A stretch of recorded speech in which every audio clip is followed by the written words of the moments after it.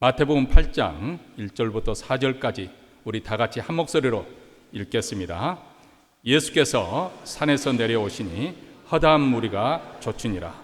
한 문둥이가 나와 절하고 가로되 주여 원하시면 저를 깨끗게 하실 수 있나이다 하거늘 예수께서 손을 내밀어 저에게 대시며 가라사대 내가 원하노니 깨끗함을 받으라 하신대 즉시 그의 문둥병이 깨끗하여진지라. 예수께서 이르시되 삼가 아무에게도 이르지 말고 다만 가서 제사장에게 내 몸을 보이고 모세의 명한 예물을 드려 저에게 증거하라 하시니라. 아멘. 성경에는 오늘날 한센병이라고 부르는 문둥병에 관한, 나병에 관한 이야기가 자주 언급되고 또 많이 나옵니다. 가장 먼저 출애굽기 우리가 4장에 보면 하나님을 믿지 못하고 하나님의 부르심을 받았음에도 불구하고 여전히 주저주저하고 있는 모세에게 증거 가운데 하나가 내 손을 내 품속에 집어넣어 보라. 그래서 모세가 빼보니까 손이 하얗게 문둥병이 드는 거예요. 그래서 그 손을 다시 집어넣어라 했더니 다시 여상해졌더라 이렇게 나옵니다. 또 레위기서 13장과 14장에 보면은 문둥병에 대해서 어떻게 진단할 거고 또 그것에서 어떻게 대처하고 또 그것이 나중에 다 나은 다음에 어떻게 정결의식을 거쳐야 될 것인가 하는 것에서 자세히 기록이 되어 있습니다. 민수기 12장에 보면 모세의 누이 미리암이 아론과 함께 하나님의 종 모세를 거스려서 비방을 하였을 때 그만 온몸에 하얗게 문둥병이 발하는 그런 비극적인 일이 일어납니다. 그래서 7일 동안 집 밖으로 나가 격리되어 있어야만 했던 사건이 기록되어 있습니다. 열왕기하 5장에도 아람 군대 장관이었지만은 실상은 문둥병자에 불과했던 나만 장군에 관한 이야기가 나오죠. 그가 선지자 엘리사의 말에 순종해서 요단강에 내려가 7번 몸을 물에 잠겼을 때 어린아이처럼 피가 하얘졌다. 그런 스토리가 나오고 있습니다.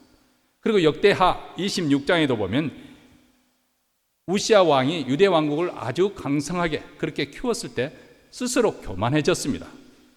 그래서 제사장들이 그 성소에서 향단에 분향을 피워야 되는 그 일을 자기가 직접 하겠다고 그렇게 분향을 피우다가 제사장이 말리니까 손을 내밀면서 그 제사장을 꺼내려 이렇게 병로를 하는데 그 이마에서부터 문둥병이 발하여 제사장들이 쫓아내고 또 하나님께서 쫓아내므로 거기서 쫓겨나가서 그리고 자기 아들에게 왕위를 물려주고 남은 생애를 별궁에서 유폐되어 사는 그런 기사가 나오게 됩니다. 이렇게 구약에서 문둥병이 많이 언급될 만큼 나름대로 이유가 있을 것입니다. 오늘 본문에도 예수님께서 한 문둥병자를 고치시는 이야기가 등장하지 않습니까? 왜 구약 성경이나 성경에서 이렇게 문둥병에 대해서 언급이 많은 것인가? 나름대로 이유가 있을 것입니다. 그 이유는 영적인 관점에서 보면 죄가 문둥병과 아주 유사하기 때문에 그렇습니다. 특히 그 당시 문둥병에 들렸다면 아주 불치의 병으로 알려진 것은 그런 문제도 있겠지만은 우선 첫 번째로 유사한 점은 무엇이냐? 감각을 잃어버리는 상실이라는 그런 점에서 그렇습니다. 문둥병이 무서운 이유는 통증을 감각할 수 있는 능력을 상실해 버리는 것입니다. 여러분, 감각이 없어서 통증을 느끼지 못하는 것이 참으로 비극적이라는 것을 우리는 생각하지 않습니다. 사실 많은 사람들이 고통이 없는 그런 세상에서 살기를 원하는 것이죠. 그래서 우리는 몸이 아프면 아스피린을 먹거나 타이레놀을 먹거나 이렇게 해서 할 수만 있다면 빨리 그 고통스러운 것을 경감시키고 또 그런 통증을 느끼지 못하도록 그렇게 하려고 합니다. 그것도 되지 않으면 몰핀약을 의사 선생님한테 처방을 받아서 치료를 받습니다. 근데 사실 우리가 이렇게 고통스럽게 하는 것들이 이 세상에 아주 많은데 이런 고통이 느끼지 못하는 그런 세상에 살면 참 좋은 것 같지만은 과연 그것이 우리에게 행복이 될 것인가? 오히려 저주가 되지 않을까? 왜냐하면 이 문둥병의 사례를 보는 것처럼 문둥병이라고 하는 것은 아무것도 고통을 감지할 수 없다는데 그 병이 무섭습니다. 나병균이 침투해서 신경 조직을 다 파괴시켜 버립니다. 그리고 자기 신체에 어떤 이상이 발생해도 또 문제가 생각해 있어도 그것을 감지를 못하는 것이죠. 통증을 감지할 수 없을 때 어떤 문제에 대해서 적절하게 대처를 못하는 거예요. 가령 예를 들어서 뜨거운 난로에 손을 이렇게 대면은 너무 뜨거운 나머지 손을 황급히 떼어내야 되지 않습니까? 근데 문득명자는 그 뜨거움을 감각하지 못하는 것입니다. 그러다 보니까 신체에 무리가 되어져서 손가락이 절단이 되어지고 발가락이 떨어져 나가고 코가 그리고 귀가 떨어져 나가는 무서운 일이 일어나는 것입니다. 우리가 쓸 때는 병균 세포가 그것을 망가뜨려서 그런 것보다도 무리하게 그것을 고통을 느낄 수 없기 때문에 방치해 두는 결과, 또 무리하게 그렇게 계속 해 나가는 결과 그렇게 신체에 이상이 오는 것이죠. 죄도 이런 면에서는 나병과 아주 유사하다는 것입니다. 죄는 우리 양심과 사고를 마비시켜버리고 필경은 영적인 분별력까지 상실하게 만들어버립니다.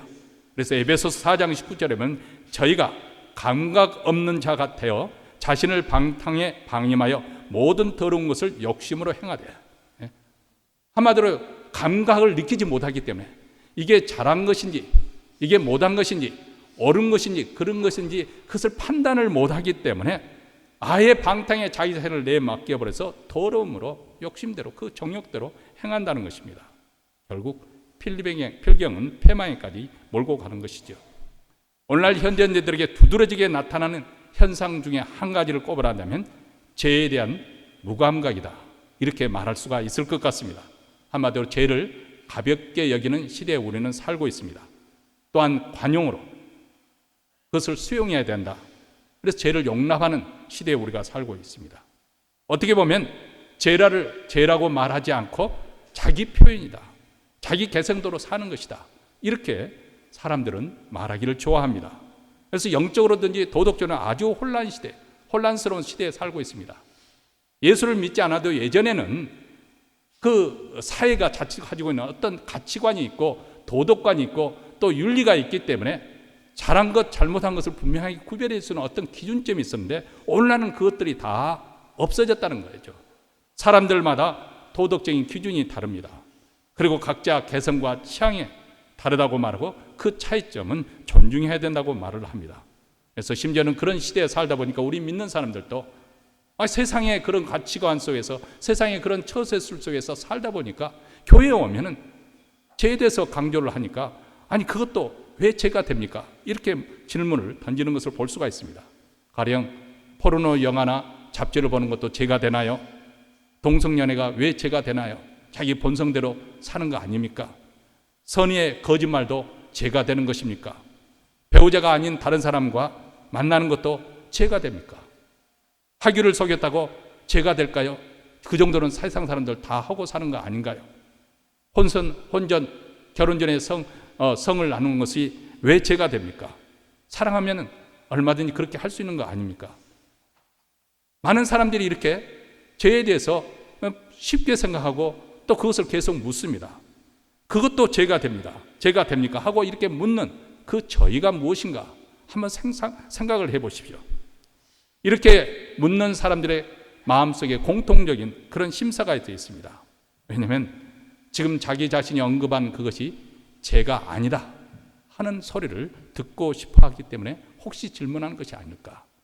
죄라는 이름이 붙여지는 것을 피하고 싶기 때문에, 왠지 죄라고 하면 불길하고 두려운 느낌이 들기 때문에, 사실 우리 인간 집단의 사람들의 본능 속에는 죄로 말미암은 심판에 대한 두려움이 본능적으로 가지고 있습니다. 그래서 신앙을 갖지 않는 사람이라 할지라도 무의식 중에 그런 두려움을 가지고 있기 때문에 한사코 죄를 죄로 여기지 않고 죄를 부정하고 그 존재를 부정하고 죄라는 그 용어 자체도 우리 사회에서 추방하려고 하는 것이죠. 그래서 요즘에는 죄라는 단어를 사회에서는 거의 듣기가 어렵죠. 대신 범죄라는 말을 사용합니다. 범죄라고 하면 행동을 하는 것은 어떤 범법을 하는 것, 그런 정도로 죄를 아주 축소시켜서 말을 하는 거죠. 그런데 내가 행동을 하지 않았기 때문에, 행동으로 움직이지 않기 때문에 나는 죄인이 아니라는 거죠. 사실 죄라는 것 자체가 존재하지 않기를 원합니다. 그것은 어떤 인간이 만들어 놓은 관념 속에서나 죄라는 개념이 존재한다고 믿고 싶은 것이죠. 그래서 스스로 이것을 넘어서서 죄라는 것을 부정하는 그런 자기 죄를 또 합리화시키는 방법 중에 하나가 무엇이냐면 이름을 다시 짓는 것이죠. 가령 예를 들어서 임신 중절을 프로 초이스, 자기 선택이라고 그렇게 이름을 짓습니다. 살인을 하면은 자기 정당 방위를 했다, 셀프 디펜스라고 이름을 짓습니다. 다른 사람들 더 많이 가지고 싶고 앞서고 싶은 그런 탐욕을 가리켜서 선의의 경쟁이라고 말을 합니다. 음란을 자기 자신의 감정 표현이라고 이렇게 말합니다. 탐욕을 가리켜서 그 사람 야심이 커, 꿈이 커, 비전이 크다고 그런 식으로 표현을 합니다. 물론 그것을 어떻게 말합니까? 내 생에 찾아온 가장 진실한 사랑, 이렇게 표현을 합니다. 지금까지 나는 그런 사랑 만나지 못한 이런 사랑은 특별하다는 거죠. 허영심을 가리켜서 그 사람은 패션 감각이 뛰어나다, 이런 식으로 넘어갑니다. 자기 자랑을 가리켜서 자기 PR 시대야, 우리가 살고 있어, 이렇게 너그럽게 대합니다. 그리고 이 시대는 또 노후 대책이 참 중요한 시대가 되었습니다. 왜냐하면 예전에는 60, 70세에 됐으면 그것이 인간의 수명의 평균이었는데 지금은 100세를 앞으로는 120세까지 내다보는 그런 시대에 우리가 살고 있기 때문에, 그래서 노후 대책이 굉장히 중요하지만 그 노후 대책이라는 이름 아래서 나눌 줄 모르고 한정없이 쌓아 놓으려고 하는 그런 욕심, 그것을 그렇게 표현할 수도 있습니다. 어쨌든 세상은 이렇게 죄라는 단어를 피할 뿐만 아니라 그 원인에 대해서도 결과에 대해서도 아주 축소해서 사소하게 취급하려는 경향을 가지고 있습니다. 그래서 포스트 모더니즘의 시대에 살고 있는 우리 이 세대는 더 이상 정상적이다, 비정상적이다, 그런 것이 따로 구별하지 않습니다. 더 이상 옳은 것도 또 그런 것도 없어진 것처럼 그렇게 지금 각자 취향에 맞게 개성대로 산다고 그렇게 표현하는 것이죠. 그래서 우리의 선택은 어느 것이 더 옳으냐, 어느 것이 잘못됐느냐 이런 판단에서 선택하는 것이 아니고 어느 것이 나에게 유익된 것이냐, 어느 것이 나에게 좋은 것이냐, 어느 것이 나에게 해로운 것이냐, 나에게 좋지 않은 것이냐, 이 선택 중에서 선택을 하는 것이죠. 그래서 우리 선택에 유일한 기준이 있다고 한다면 나에게 좋으냐 나쁘냐, 이게 바로 사사시대에 두드러지게 나타나는 특징입니다. 그 시대는 왕이 없으므로 각기 자기 소견대로 살았다. 자기 판단대로, 자기가 중심이 되어서 하나님의 말씀이 기준이 되는 것이 아니고 자기가 기준이 되어서 내게 유익되면은 그것은 좋은 것이고 내게 해가 되면은, 내가 손해가 되어지면 그것은 나쁘다고 그렇게 판단을 하면서 자기 소견대로 사는 것입니다. 근데 성경을 우리가 들어가 보면은 문둥병이 하나님 앞에 부정한 것으로 이렇게 판단을 받는 것처럼 죄 또한 하나님 앞에 부정한 것이다 선언을 합니다. 여러분, 성경은 신약과 구약으로 이루어졌는데 구약 성경은 마치 그림을 보여주는 것 같습니다. 화면을 보여주는 것 같아요. 그래서 여러분 영화를 보는데 화면이 있어야 재미가 있잖아요. 그렇죠? 화면 없는 영화 재미가 없죠. 그런데 화면만 있고 음성이 들리지 않는데, 소리가 들리지 않는다면 그 즐거움은 완전히 반감을 해버립니다. 특별히 자막이 있다면 아주 이해하기가 좋지 않습니까? 근데 신약과 구약을 우리가 굳이 표현한다면 신약은 자막과 같아요. 대사, 어떤 대화가 오가는 글자로 표현해 주는 거예요. 근데 그 글자만 가지고는 상상이 잘 안 되는 거예요. 그 깊이에 대해서는, 그 풍성함에 대해서 잘 이해하기가 어려운 그런 부분이, 그러면은 자막뿐만 아니라 화면이 있으면은, 그래서 화면을 보면은 쉽게 이해가 되어지고 또 그 깊이를 느끼게 되고 그 풍성함을 알게 됩니다. 그래서 우리가 신약에 나타나는 이 죄에 대해서 이해를 하려면 구약 성경에 나오는 구체적인 그런 사례를 가지고 이해를 하면은 아주 잘 깊게 풍성하게 이해할 수가 있는 것이죠. 가령 예를 들어서 죄가 그렇습니다. 죄에 대해서 이해를 하려면 구약성의 문둥병에 대해서 어떻게 취급을 했는가, 그것에 대해서 우리가 그림을 보듯이 이해를 하면 됩니다. 그래서 레위기서 13장과 14장에 보면은 나병이라는 그 증상이 나타날 때 어떻게 대처해야 되는 것인가 하는 것이 아주 자세하게 나타나 있습니다. 내 자신 스스로 나병이 좀 든 것 같다, 그런 증세가 나타난 것 같다, 자기 자신이 아니라 주위에서 가족이 이렇게 판단이 되면 그 사람을 데리고 제사장에게 데려오고 합니다. 그래서 제사장에 의해서 면밀한 판단에 의해서 나병이다 하고 판명이 이루어지면은 제사장은 그 사람을 향해서 부정하다 하고 선언을 합니다. 이것은 단지 유생적인 뿐만 아니라 또 그 건강의 문제뿐만 아니라 이 부정하다는 의미 속에는 종교적인 의미가 담겨져 있습니다. 그래서 부정하다고 선고를 받은 나병 환자는 그 자리에서 옷을 찢고 머리를 풀어 헤뜨리고 그리고 윗 입술을 가리면서 부정하다 부정하다 소리를 치게 됩니다. 이것은 공동체로서의 분리됨을 선언하는 말입니다. 단지 나병원에서 흉측한 모습이나 또 신체적 훼손이 진행되는 그것으로만 자신에게 타격을 줄 뿐만 아니라 그에 따른 심적인 고통이 있고 영적인 그런 아픔이 뒤따른다는 것입니다. 왜냐하면 1차적으로 가족으로부터 떠나가야 되고 그가 몸담고 있는 마을 그 공동체에서부터 떠나가야 하나님으로부터 또 더 이상 하나님께 함께 나가서 제사를 드릴 수 없는 다른 사람들과 함께 성소에 나가서 예배 드릴 수 없는 한마디로 단절을 의미하기 때문에 그렇습니다. 살아있을 때 이미 그 사람은 살았다 하는 것이 아니라 죽은 취급을 받는 것이죠. 실제적으로 그것을 경험하는 거예요. 하나님의 백성으로서 부름받은 이스라엘 백성들이 예배드리기 위해서 성소에 나갈 수 없다는 것은 굉장히 큰 타격이고 충격입니다. 왜냐하면 하나님의 임재 아래서 누리는 언약의 축복, 이스라엘 백성들이 누리고 있는 그 언약의 축복을 더 이상 누리지 못한다. 단절을 의미하기 때문에 그렇습니다. 더 이상 하나님의 얼굴을 뵙는 자리에 나아가지 못한다. 그리고 하나님의 보호하심과 그 인도하심과 선하심을 맛보지 못하는 축복의 자리를 더 이상 맛볼 수 없다는 그런 단절을 의미하기 때문에 그렇습니다. 그러면 우리는 질문을 하게 됩니다. 왜 율법에 이렇게 문둥병에 관해서 혹독하게 취급하는 것일까?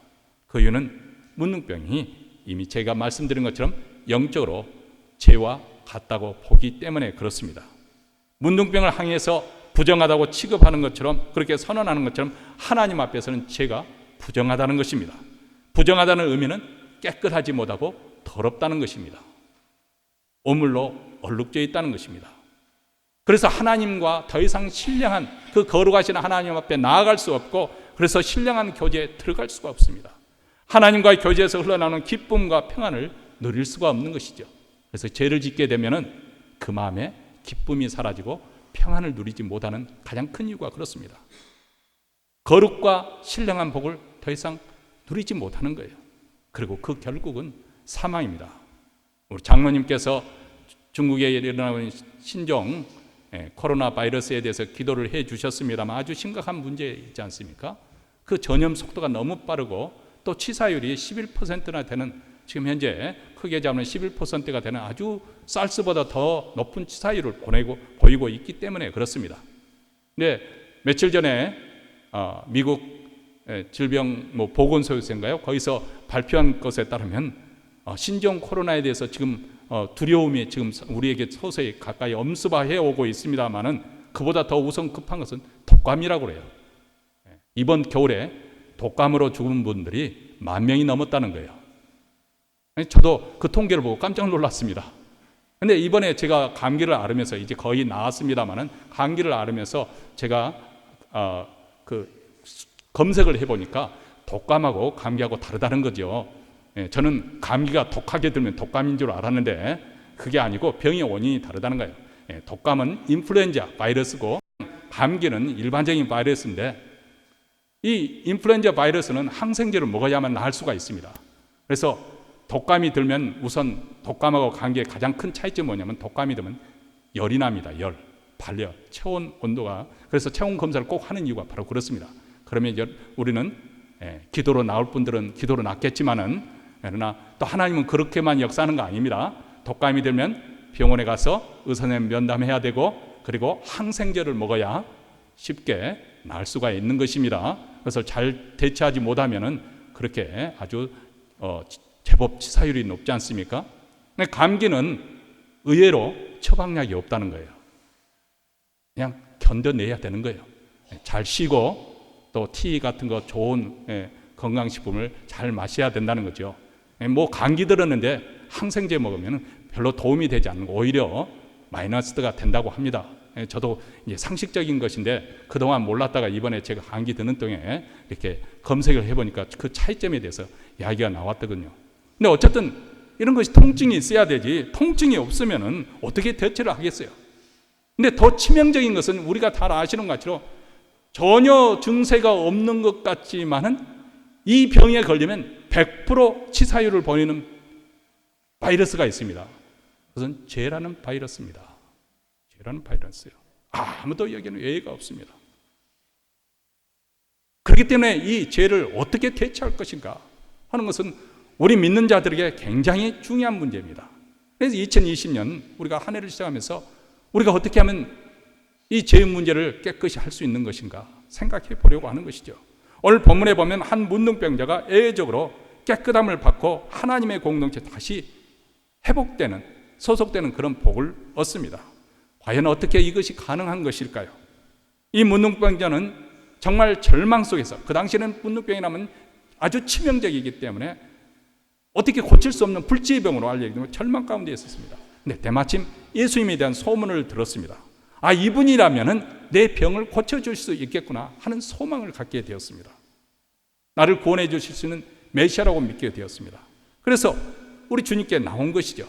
근데 이미 우리가 살펴봤던 건 율법에 따르면 문둥병자는 사회로부터 철저하게 격리되는, 그래서 어디를 가려고 하면은 저만치 사람이 오면은 이미 말한 것처럼 자기 이입술을 가르치면서 가슴을 치면서 부정하다 부정하다 소리치면서 지나가요. 그래서 사람들로 하여금 내가 문둥병 걸렸으니까 가까이 오지 마십시오 하고 그렇게 하고 다녀야 됩니다.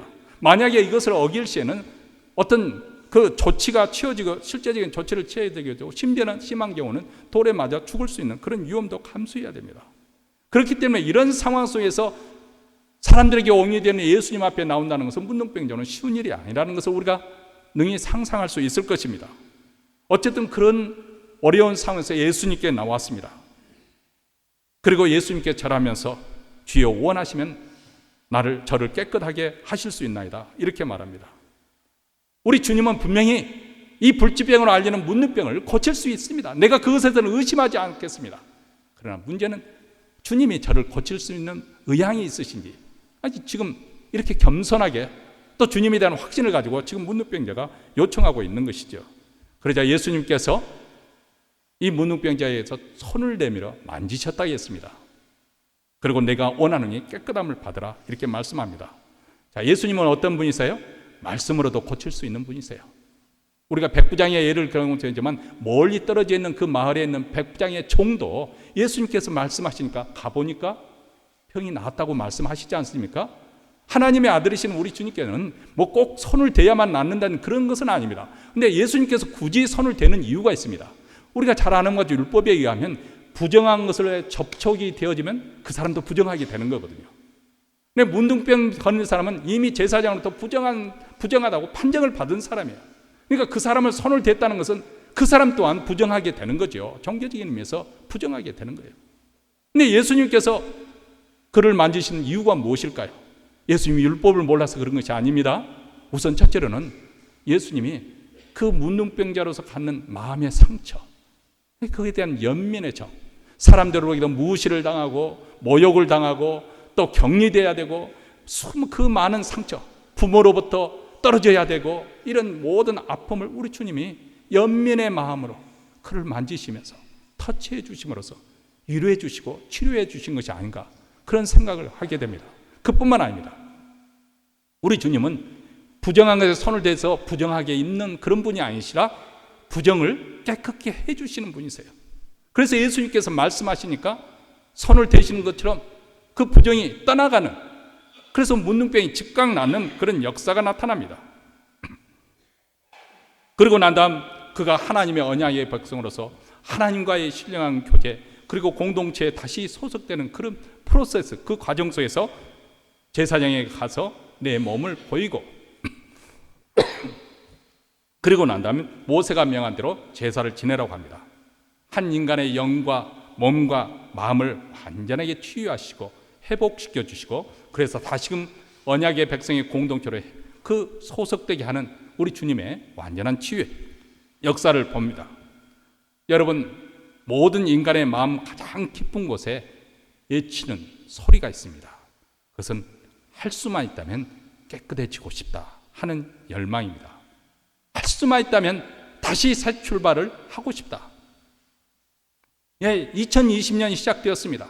이제 한 달이 지났는데요. 우리 인간이 날짜를 이렇게 한계선을 지어서 뭐 2019년이 2020년 이렇게 만든 것이지 사실 작년이나 인연 이 해나 뭐 다른 것이 뭐가 있겠습니까? 근데 이렇게 해가 지으면서 우리가 새롭게 결심하죠. 왜냐하면 새 출발을 하고 싶기 때문에. 더러웠던 내 과거 할 수만 있다면, 요즘에는 송울타올보다 더 좋은 것이 있을지 모르지만 하여간 우리 때는 송울타올이 가지고 때를 빡빡 물었지 않습니까? 아니면 하이타이로 빵빵 물려서 그 죄를 다 씻어버리고 싶은 욕구가 우리 모두에게 있다, 그 말입니다. 이런 간절한 외침이 우리 마음 가장 깊은 곳에 잠재되어 있습니다. 어느 누구도 흙탕물을 뒹구는 그런 인생을 살고 싶어하는 사람은 아무도 없습니다. 우리 어렸을 때 명절에 새 옷을 입혀주면, 그때는 또 어머님들이 옷을 사면 오래 입으라고 옷도 길게, 또 신발도 큰 것을 일부러 사주지 않습니까? 그리고 새 옷을 입었으니까 또 이게 동정하는 게 어색하지요. 그래서 조심조심 하지만은 처음에는 조심하게 행동하다가 나중에는 흙탕물 때문에 에라 모르겠다 하고 나오면 또 집에 들어오면 또 야단 맞고, 그런 어린 시절이 있었지 않습니까? 사람도 그래요. 깨끗한 인생을 살고 싶지만은 살다 보니까 죄로 얼룩진 인생이 점점 더 얼룩져지면 나중에는 그것에 대해서 대범해집니다. 반복해서 죄를 짓게 되면 양심이 마비 증세를 나타낸다는 거예요. 마치 문둥병처럼 죄에 대한 분별력이 사라지고 죄를 지어도 죄책감을 느끼지 못하는 그런 무서운 상태. 심지어는 양심 중에 화인 맞은 양심이 있다는 거예요. 죄를 지어도 아무렇지도 않은 거예요. 가령 예를 들어서 예전에는 거짓말할 때 그래도 일말의 양심에서 내가 이러면 안 될 텐데 이런 생각이라도 하는데, 우리가 나이가 들면 조심해야 됩니다.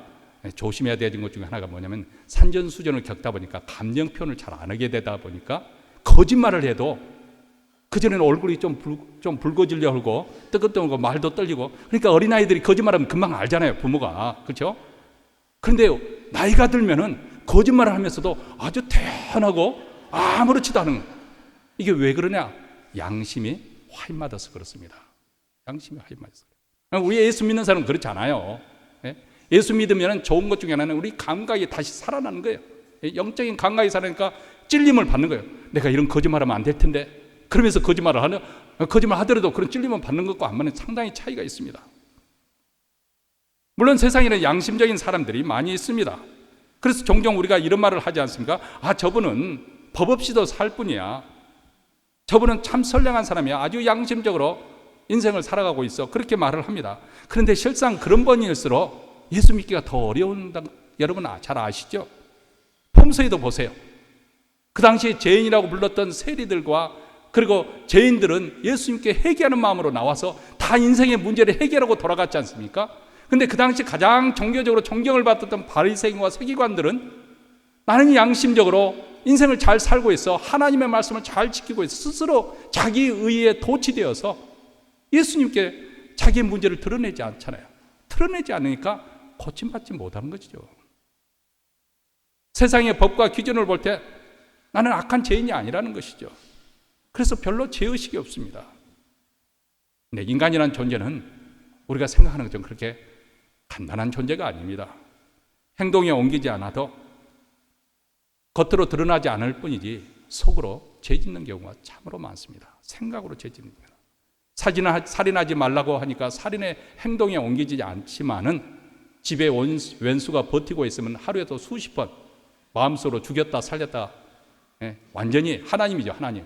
그 사람 죽였다가 그 다음날은 그래, 아유 불쌍한 인생, 그래서 용서해주고 다시 부활시켜주는 거죠. 간음하지 말라고 하면은 행동으로 간음하지 않으면서도 생각으로 수없이 간음죄를 짓습니다. 그래서 성경이 우리에게 말하기를 모든 사람이 죄를 범하였음에 하나님의 영광에 이르지 못한다. 시편 51편 5절에도 우리는 죄 중에서 잉태되고 죄악 가운데 출생하였기 때문에 죄 없는 사람이 없다고 우리에게 말씀합니다. 이것을 가리켜서 원죄라고 하죠. 죄의 성향이 우리 안에 있다는 것이죠. 아무리 거룩하게 살고 싶어도 또 우리가 살고 있는 이 세상 자체가 죄로 얼룩진 그런 세상이다 보니까 죄에 물들 수밖에 없습니다. 또 우리 안에 끊임없이 솟는 죄에 대한 욕구, 욕망, 하지 말라고 하면 더 하고 싶은 거. 그래서 나무에 펜트칠을 했고 만지지 마시오, do not touch 하면 사람들은 말랐나 안 말랐나 만져보려고 하는 성향이 또 우리에게 있잖아요. 하지 말라 할수록 더 하고 싶어하는 그런 성향이 있습니다. 이렇게 하다 보니까 우리 마음속에 이 죄라는 쓰레기가 쌓이는 거예요. 만약에 세상에서 집안에 쓰레기가 있다면 어떻게 합니까? 일주일에 한 번씩 쓰레기통에 담아서 피워냅니다. 쓰레기차에서 다 실어가죠. 근데 우리 마음속에는 이 쓰레기를 처리를 못하는 거예요. 그러니까 우리 마음속에 점점 쓰레기장이 되어서 악취가 나게 되는 것이죠. 더러운 채 그대로 두면은 여러분, 더러운 것은 쓸모가 없습니다. 쓸 수가 없습니다. 가령 여러분의 집에 아주 어떤 사람이 귀한 선물을 해서 금으로 도금을 해서 이렇게 만드는 그런 그 컵을 하나 받았다고 하십시다. 그래서 얼마나 그 금이 있는데 좋은 자리에 위치해 놓고 자랑 삼아서 이렇게 놔두는데, 또 특별한 이벤트가 있을 때 그것을 꺼내서 거기에 커피를 담아서 마시다니 티를 담아서 마시는데, 그래 어느 날 보니까 거기에 이렇게 커피를 담아 마시려고 딱 보니까 그 안에 오물이 들어있는 거예요. 어떻게 해요? 금으로 된 것이니까 거기에 그대로 부어서 먹을까요? 마실까요? 그러지 않죠. 그 중국이 처음 그 문호를 개방했을 때 초기에 선교를 갔던 분들 이야기 에피소드를 제가 들었습니다. 그분들이 이제 우리 동포들이 많이 사는 만주 쪽으로 갔는데, 이제 복음을 전하고 하루는 이제 그 어느 조선족 가정에서 잠을 자고 난 다음에 이제 거기서 준비한 그 식탁에 아침 식사를 하기 위해서 둘러 앉았습니다. 그랬더니 그 집 주인 아주머니가 시커먼 행주를 가져와서 식탁을 쑥쑥쑥 다 닦더라는 거죠. 그리고 난 다음에 딱 또 부엌에서 그릇을 가져오는 그 시커먼 행주를 가지고 그릇을 또 닦더라는 거예요. 그러니까 같이 갔던 선교 일환이 목사님께, 목사님 저는 오늘 아침 금식하겠습니다, 그러시다는 것들이죠.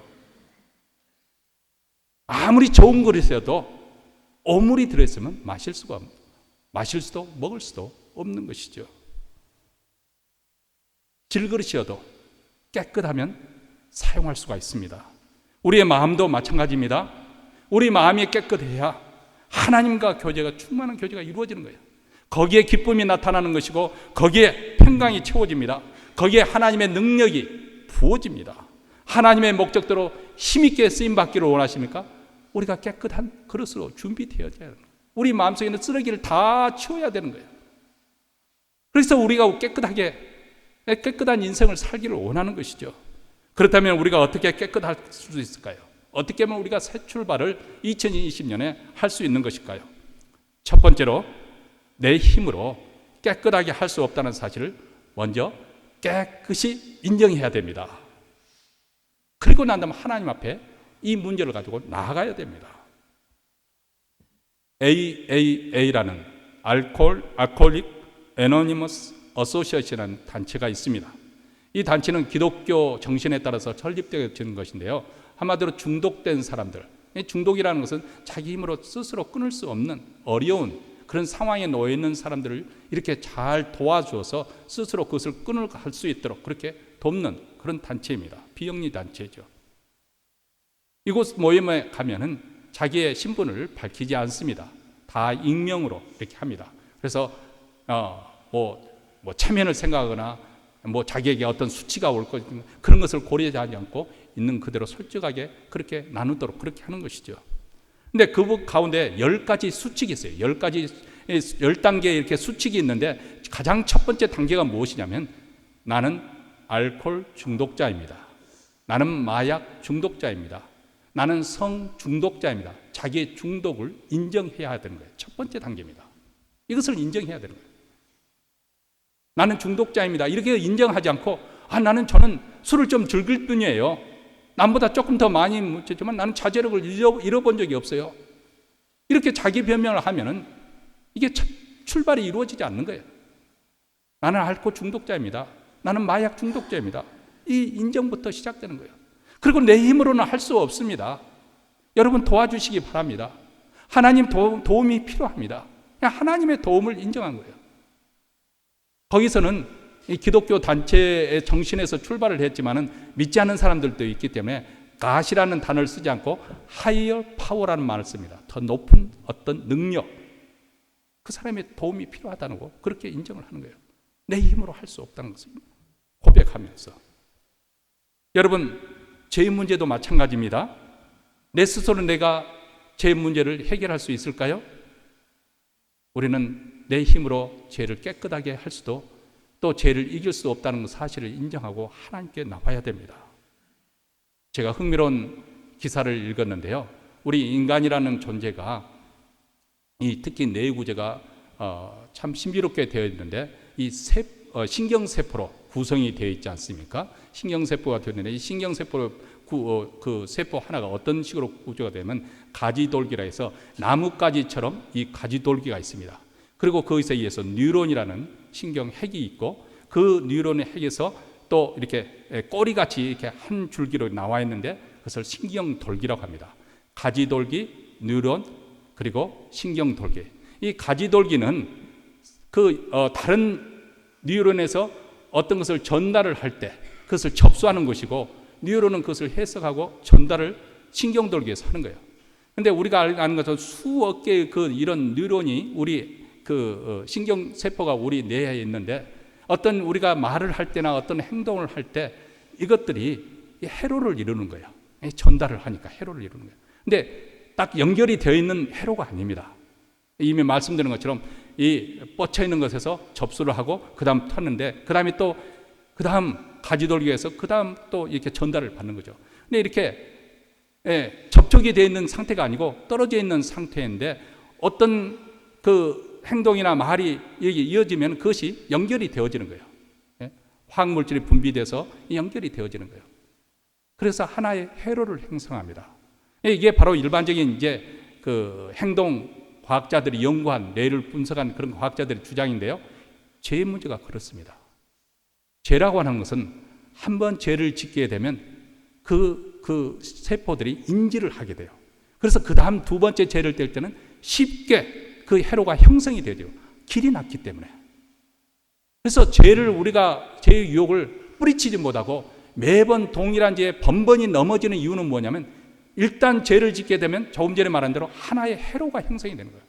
하나의 행소가 형성되면 새로운 회로로 이렇게 가는 것보다도 이미 기존에 있던 그 회로로 언제나 신속하게 연결되기 때문에 어떤 유혹의 상황에 가면 떨컥하고 넘어지는 거예요. 그래서 우리가 죄와 싸우는 것이 어려운 일입니다. 그 회로가 계속 이어지고 죄를 반복해서는 그것이 길이 되는 거예요. 처음부터 길이 되는 거예요. 그렇게 계속 길이 되는 거예요. 길이 나게 되면 그 사람의 성격이 되고 그 사람의 기질이 되고 그 사람의 품성이 되고 그 사람의 습관으로 나타나게 되고 그 사람의 마음 상태, 영적인 상태로 그것이 굳어지게 됩니다.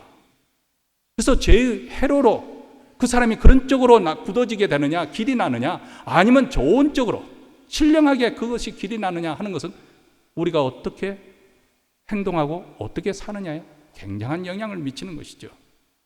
참 감사한 것은 세상 사람들은 그것을 어떻게 뒤집을 수 없는 거예요. 이미 형성된 그것에 거슬려서 살 수는 없는 거예요. 근데 우리 기독교의 신앙의 유대한 힘은 새로운 회로로 형성이 될 수 있는 놀라운 가능성이 있습니다. 근데 그 출발점이 어디서 이루어진다고요? 내가 죄인이라는 것을 인정해야 됩니다. 그리고 하나님의 은혜가 필요하다는 것을 고백해야 된다는 것입니다. 이것은 인격 수양의 문제가 아닙니다. 도덕적으로 윤리적으로 내가 의지적으로 결단해서 이루어질 문제가 아닙니다. 죄는 한가할 수 없는 능력으로 역사하고 있기 때문에 하나님의 은혜가 필요한 것입니다. 이렇게 자신의 불가능성을 인정하고 하나님께 나오는 것이 첫 번째 단계입니다. 두 번째로는 예수님의 십자가 앞에 나와서 죄 씻음을 받아야 됩니다. 요한일서 1장 7절과 9절에 보면 그 아들 예수의 피가 우리를 모든 죄에서 깨끗게 하실 것이요. 무엇이 우리 죄를 깨끗게 한다고요? 하나님의 아들의 그 피가 우리를 깨끗게 한다는 거예요. 만일 우리가 우리 죄를 자백하면 저는 미쁘시고 의로사 우리 죄를 사하시고 모든 불에서 우리를 깨끗게 하실 것이라고 약속해 주고 있습니다.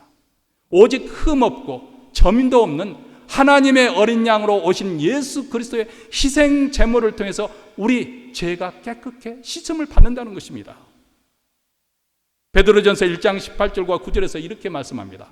너희가 알거니와 너희 조상의 유전한 망령되게 하셔서 우리 조상 때부터 계속해서 그런 죄의 습관, 죄의 행동 패턴에서 우리가 어렸을 때부터 배태된 그런 망령된 행실에서 우리를 구속해 준 것, 우리를 구원해 준 것은 어떤 인격적인 수양 때문에 아니면 도덕적인 결단과 결심을 통해서 이루어진 것이 아니라 은이나 금같이 없어질 것으로 한 것이 아니라 오직 흠과 점이 없는 어린 양 같은 그리스도의 보배로운 피로 된 것이다. 여기에 우리의 소망이 있습니다. 여기에 희망이 있어요. 우리가 새로운 출발을 할 수 있고 새로운 사람이 될 수 있는 놀라운 가능성이 있습니다. 예수의 피가 우리를 깨끗게 하기 때문에. 그런즉 누구든지 그리스도 안에 있으면 새로운 피조물이라 이전 것은 지나갔으니 보라 새 것이 되었도다. 십자가의 보혈의 능력을 믿으시기 바랍니다. 그 보혈의 피를 붙잡으시기 바랍니다. 그 피를 힘입어서 하나님 앞에서 이겼다고 선언하고 선포하시기 바랍니다. 마지막으로 세 번째는 그러면 이렇게 죄를 깨끗하게 해주셨는데 우리는 어떻게 살아가야 될 것인가? 우리의 마음을 계속해서 깨끗하게 유지하고 그 마음을 계속해서 더 강한 하나님의 선한 쪽으로 거룩한 쪽으로 이끌어가려면 하나님의 말씀으로 우리의 내면을 채워야 됩니다. 우리 마음에 하나님 말씀으로 채워야 됩니다. 누가복음 6장 45절에 보면 선한 사람은 마음에 쌓은 선에서 선을 내고 악한 자는 그 마음에 쌓은 악에서 악을 내나니 이는 마음에 가득한 것을 입으로 말한다. 이렇게 표현을 하고 있습니다. 내가 우연히 잘못된 말을 했을 때 그것이 실수가 아니고 내 마음속에 있는 악한 것들이 가득 차 있을 때 입으로는 튀어나오고 행동으로 옮기게 된다는 거예요. 그리고 어떤 사람이 선한 말을 하고 선한 행동을 하고 그 사람의 훌륭한 인격이 나타나는 것은 그 마음에 선함이 가득 참으로 선한 말을 하게 되고 선한 행동으로 나타나게 된다는 것입니다. 가장 중요한 것은 우리의 마음의 변화인데 이 마음을 변화시킬 수 있는 것이 무엇이냐? 바로 하나님의 말씀이라는 거예요. 만약에 우리 마음에 세상에 그런 폭력적이고 음란하고 그리고 실실코크한 세상적인 그런 드라마에 가득 차 있어서 그것으로만 채워간다고 한다면 내 입에서 내 행동에서는 그런 세속적인 행동과 말이 흘러나올 수밖에 없습니다. 반면에 내 마음에 선한 것으로 거룩한 것으로 하나님의 말씀을 가득 채우게 되게 되면 긍정적인 말이 나오게 되고 그리고 거룩하고 힘이 되는 그런 능력 있는 생각을 하게 되고 믿음의 말을 하게 되고 또 믿음의 행동을 하게 된다는 것입니다. 그래서 시편 119편 9절에 보면 청년이 무엇으로 그의 행실을 깨끗하게 하리까 주의 말씀에 따라 삼갈 것이니라. 주의 말씀. 예수님도 요한복음 15장에서 너희는 내가 일러준 말로 이미 깨끗하여졌다 이렇게 말합니다. 내 노력과 내 의지로 내 마음을 깨끗하게 하는 것이 아니라 예수님께서 우리에게 주신 그 복된 말씀, 진리의 말씀이 우리의 내면 세계를 깨끗하게 한다. 그래서 우리가 적극적으로 성령을 쫓아서 하나님의 말씀을 배워야 되고 하나님의 말씀을 묵상해야 되고 하나님의 말씀에 순종하며 살아야 되는 거예요. 그렇게 해야 될 때 그 습관이 우리의 거룩한 성품으로 나타나게 되고 거룩한 사람으로 변화되어 가는 줄 믿습니다. 오늘 이 시간에 우리 마음을 한번 들여다보는 시간을 잠깐 가져보십시오.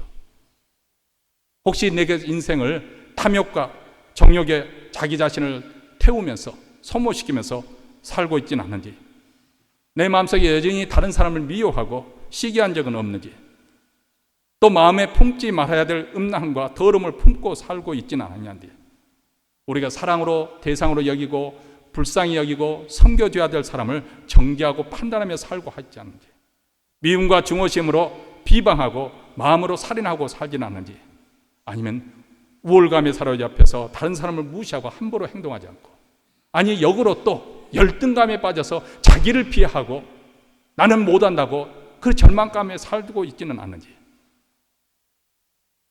직장과 또 학교나 또 가정에서 빛과 소금 그런 역할을 잘 하고 있는 것인지, 혹시라도 또 우리는 세상의 처소에 세상 사람들의 눈이 두려워서 죄와 타협하고 살고 있지는 않는지, 사람의 눈이 두려워서 죄의 문화에 질질 끌려 살고 있지 않는지 한번 생각해 보십시오. 아니 교회 공동체에서도 혹시라도 내가 너무 이기적으로 살고 있지는 않은가? 공동체를 빌드업해서 세워주고 섬겨주는 그런 하는 주인의식을 가지고 책임을 감당하는 사람인지, 아니면 다른 사람을 탓을 하면서 불평을 일삼는 것인지, 여러분 한번 우리 자신을 성찰해 보십시오. 그리고 하나님 앞에 나오시기 바랍니다. 내 힘으로 되어지는 거 아닙니다. 하나님의 은혜로 되어지는 줄 믿습니다. 십자가를 붙잡으십시오.